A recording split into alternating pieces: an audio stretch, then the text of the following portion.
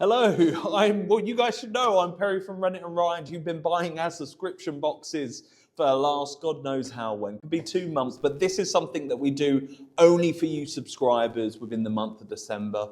It's a little bit of a thank you. We used to pause, but I think it's really important that I focus on the best cheeses that I have at the start of December to warm you up for the Christmas edition. But a little thank you. Your support over the last some of you have been with us since the very beginning, means the world to us. We are totally taking by the haunches British artisan cheese, meeting more people than ever that are totally excited about where their cheese comes from, what it means to them. Everyone getting fed up of massive corporations pushing them around. And it's just really nice as an independent business to be fighting back against that. And you guys are a massive part of that. We would not be able to do what we do without you, so thank you. So you'll notice a bit different this month. The rooms are full. There is a lot going on in this room. We've got more coming in from another room shortly. So I just thought I'd grab 10 minutes to walk you through your cheeses and why I selected them. As always, you're going to get your box, your tasting notes, new format of tasting notes. We heard the feedback, they're hard to see. Yeah, remember, we're cheesemongers first, affineurs first, cheesemongers probably second, and IT and graphic design is maybe 6th or 7th. So we do get there eventually, but let's try our 5 cheeses. So first up, we've got Sussex Brie. So this is made by Arthur Alsop down in Sussex, obviously by the name. Really solid brie. It's consistent and a great starter for us to be in. So let's have a little aroma taste. We're getting that girole, open a punnet of mushrooms. It's very clear, slight touch of sorbet, forest floor, and a little touch of milkiness, but more of the raw vegetal state in aroma. Let me just whack off this nose. Let's just get into it. I'm eating so much cheese at the moment. I don't know where it's all going. I'm just eating it all. So good aroma. Pop it in the mouth. Nice and clean, simple milk, lactic. On the rind, a little bit more tougher. Meaty in an area, which is quite nice. Milky freshness, bit of savoury coming in the back. That mushroom converts a little bit into sautéed mushrooms a little bit. You've got that kind of warmth that's coming in there, which is really nice. Really long as well, coats the mouth really nicely. Very pleasant experience, very brie-like with that depth of that quality milk. So you can feel that wrapping around your mouth really nicely. Great cheese to start off from. I could eat that all day. Really buttery finish, like melted butter finish.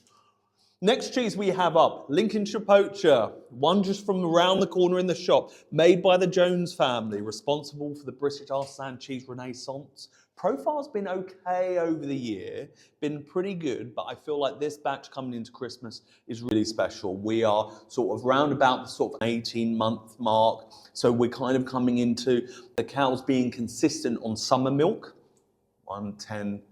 Yeah, that's right. Yeah, so round around the back end of June. So we're getting this more floral, grassy vibe on the aroma.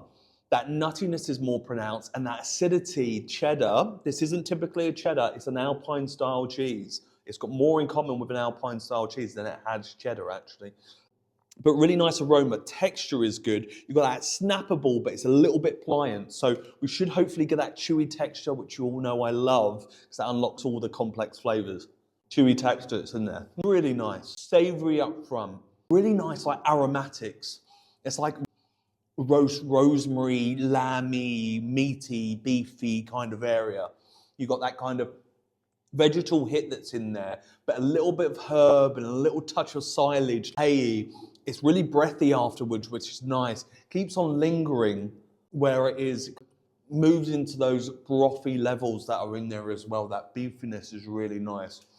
Really clean on the texture of the cheese. We've got slight graduation going in, well matured. That's delicious. Really great, that is. Lincolnshire Poacher. Next one we have up is Caerphilly. So we got Caerphilly, sorry, this is Duckett's Caerphilly. I've just been looking at loads of Galwith, so I got confused. I really love Duckett's. It's a little bit more rough around the edges, a little bit more unpredictable when we put in these maturing rooms, but that can create greatness. I think this is one that's there. We got this beautiful aroma, this kind of mushroomy, ever so slight ammoniated. There's a bit of peppery that's in there. that's on the outside, musty, letting you know where this cheese has been here. In the middle, that more lactic yoghurty that we know from Caerphilly. I think that's almost certainly going to be there, without a doubt, with Caerphilly styles. That's what we're looking at. Got a really nice halo around the outside, that graduation in. So we should be looking with about a centimetre, a little bit more punchier than usual. So drier, nice differential from the texture, a little bit more crumbly, which is quite nice.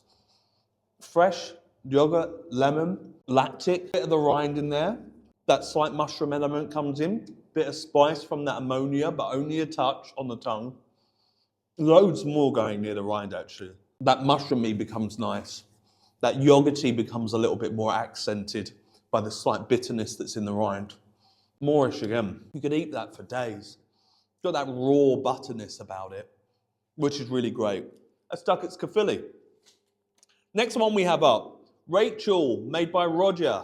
The legend that is Roger Longman, who done extremely well at the World Cheese Awards, which I happen to be a super jury member on.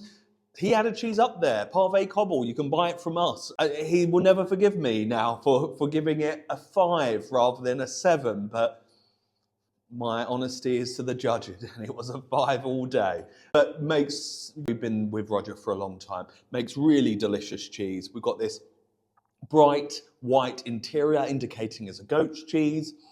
That rind is washed, a little bit of caramel, sweetness, almondy that's in there. So we're just trying to cover all the 5 simple flavours that are in these boxes. It's as simple as that, but knowing where they are and what stage in life they are is where we really get into it. Obviously, eat all your cheeses in order. That's so important. That will make them taste better than one another. But as seasoned subscribers, you guys should know that. Let's have a taste. That's really good. That texture is lovely, that pliancy. It kind of fights back, then gives way in a really nice way. That sweet nuttiness is like a mix between raw nut and cooked nuts or nut oil. There's a degree of Brazil about it. That fattiness that's in there is probably giving me more Brazil. Slight spice on the finish in the rind. And that savoury undertone is really delicious. Really gentle, but quite beautiful. Just a little meaty spike that comes in there. Delicious. Final cheese, the Duke, our very own. Done really well this year, the Duke.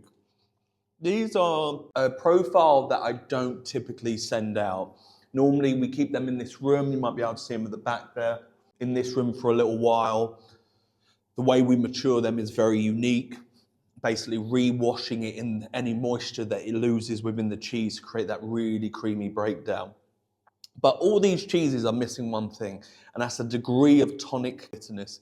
And if we keep the cheese like this, you can see it's beginning to go, then you get a different experience from probably what you're used to most of the days. So we're linking in again with that brothy finish that's all over the cheese.